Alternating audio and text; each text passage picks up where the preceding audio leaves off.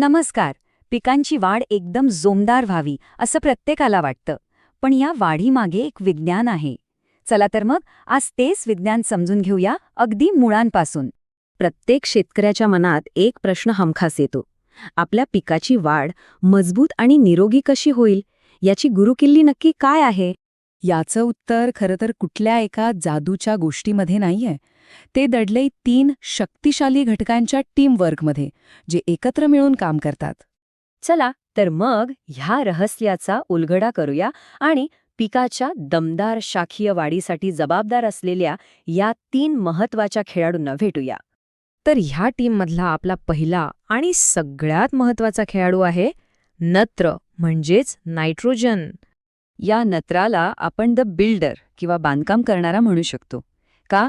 कारण याचंच काम आहे वनस्पतीची मूळ रचना म्हणजे तिचे बिल्डिंग ब्लॉक्स तयार करणं.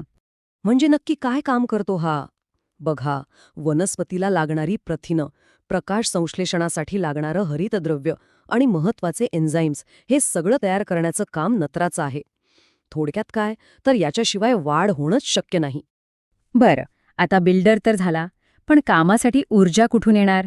इथे येतो आपला दुसरा खेळाडू, स्फुरद म्हणजेच फॉस्फरस. फॉस्फरस किती महत्वाचा आहे हे ह्या एका वाक्यावरूनच कळतं.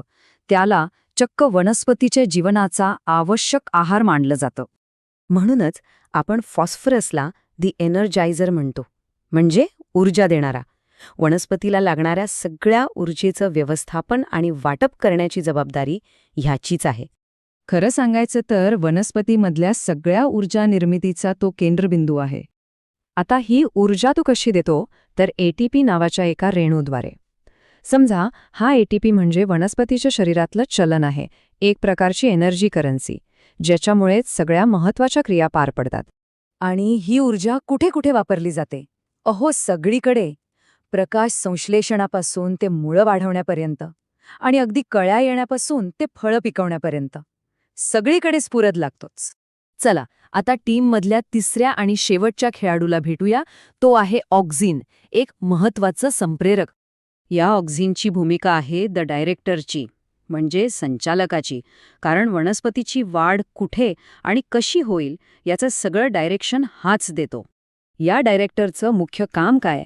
तर पेशींना सांगणं की कधी भागायचं आणि कधी मोठं व्हायचं, म्हणजे सेल डिव्हिजन आणि एक्सपॅन्शन सगळं काही ह्याच्याच नियंत्रणात असतं.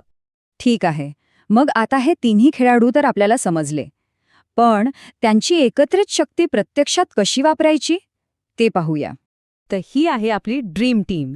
नत्र द बिल्डर, जो रचना बनवतो, स्फुरद द एनर्जायझर, जो ऊर्जा पुरवतो, आणि ऑक्झिन द डायरेक्टर, जो वाढीवर नियंत्रण ठेवतो.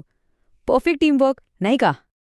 पण एक गोष्ट लक्षात ठेवली पाहिजे, कुठल्याही टीमसारखंच हे तिघंही एकत्र आले तरच त्यांची ताकद दिसते, आणि त्यासाठी त्यांना योग्य पद्धतीने एकत्र देणं खूप महत्वाचं आहे.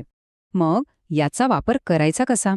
तर शिफारसीनुसार ठिबक सिंचनामधून प्रति एकर 2.5 किलो नोवाटेक सोल्यूब 1448 द्यायचा आहे.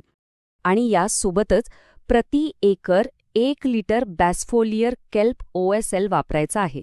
म्हणजे हे तिन्ही घटक पिकांना एकदम मिळतील. या कॉम्बिनेशनमुळे काय होतं तर पिकाला वाढीसाठी लागणारे मुख्य पोषक घटक तर मिळतातच, पण त्याचबरोबर वाढीला चालना देणारा हॉर्मोनल ट्रिगर सुद्धा मिळतो, म्हणजे एकदम जोमदार सुरुवात. हे सगळं पाहिल्यावर एक विचार मनात येतोच की जर पिकाला योग्य पोषण दिलं तर तीच यशस्वी शेतीची गुरुकिल्ली ठरू शकते का? नक्कीच विचार करण्यासारखा प्रश्न आहे.